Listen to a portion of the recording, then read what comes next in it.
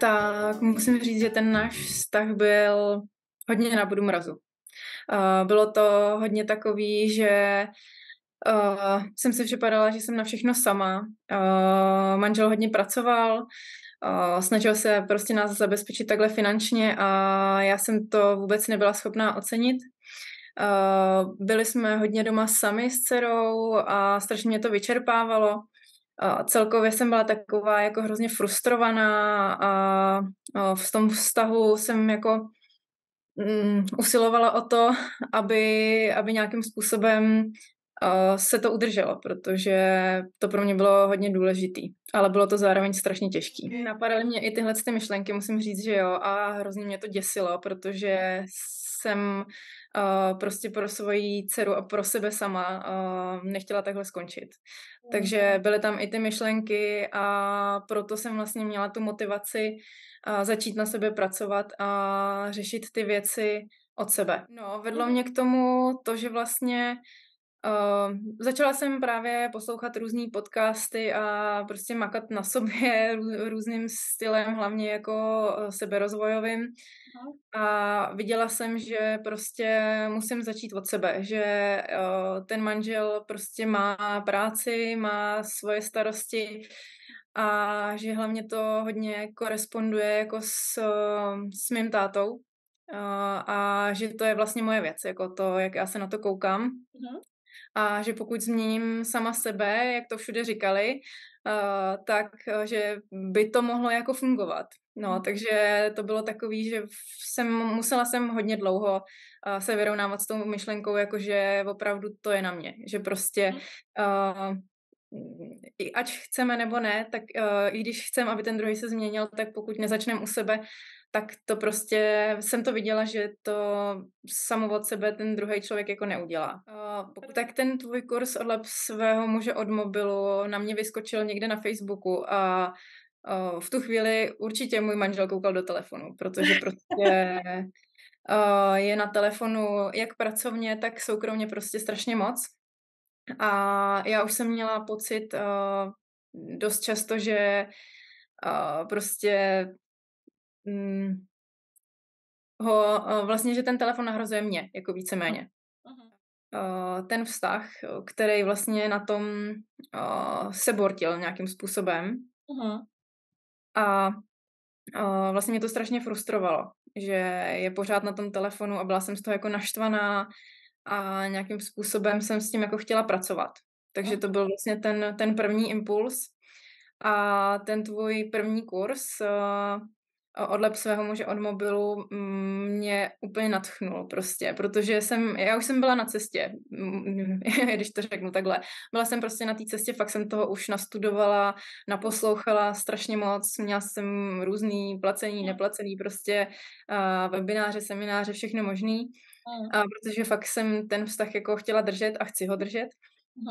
Ale až vlastně v tom tvém kurzu mi bylo řečeno to, jako co mám udělat prakticky, protože vlastně všude říkali, musíte toho muže ocenit, musíte udělat se svýho domu domov prostě, ale všude to jenom řekli a tím to skončilo, ale nikde právě nedali ten praktický tip a návod, jednoduchý, úplně prostě jednoduchoučkej, jak to udělat, jak ocenit toho muže, jak ho dát prostě v uvozovkách na první místo prostě před těma dětma. Tohle mě nadchlo, že prostě byly ty kroky tak jednoduchý a tak účinný hnedka vlastně prostě během pár hodin, dnů. Já bych ještě jenom dodala, že vlastně už během toho prvního kurzu jsem změnila jako pohled na svého muže, že jsem si ho začala jako mnohem víc vážit. Že vlastně do té doby jsem furt tak nějak jako, nevím, prostě poletovala kolem, ale prostě od toho kurzu jsem si ho fakt jako vědomě začala vážit. A to se posilovalo i v tom vlastně následujícím kurzu.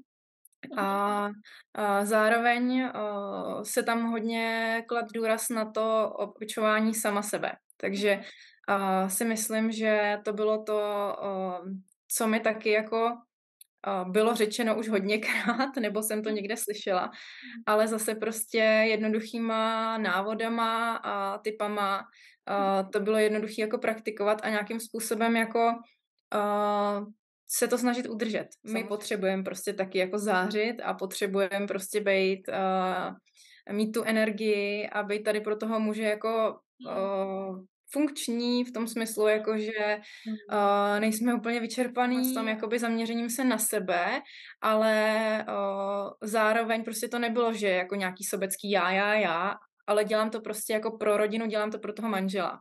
Úplně jinak než na začátku určitě. Je asi před milenou a po mileně, jako u nás. Já jsem tam prostě uklízela a fakt prostě v té chodbě, když jsem to viděla, jsem tam chtěla brečet. A pak jsem byla ještě k tomu taková naštvaná, protože prostě to tam ještě nefungoval, ten vysavač, jak měla to, a on ke mně přišel a objal mě. A řekl mi, pojď sem, dej mi to naštvání, prostě ještě udělal takový to, jako že mám to já. A já vidím, že prostě fakt, že já jsem chtěla prostě dřív, aby mě objímal a to, ale vlastně já jsem to nedělala, že jo, protože jsem furt čekala, že on přijde a udělá to, ale na jednu stranu chlapi takový nejsou a na druhou stranu, když my to začneme dělat, vlastně to, co chcem, tak opravdu se nám to jako vrátí. Já bych to doporučila úplně všem, kdo mají i třeba jenom maličký jako nějaký nejasnosti ve vztahu, nebo takový to prostě i velký právě naopak. Prostě už jsem jako na tom, že už jako odcházím skoro, nebo to prostě nebaví mě to, nejsem v tom šťastná, ale v těch tvých kurzech prostě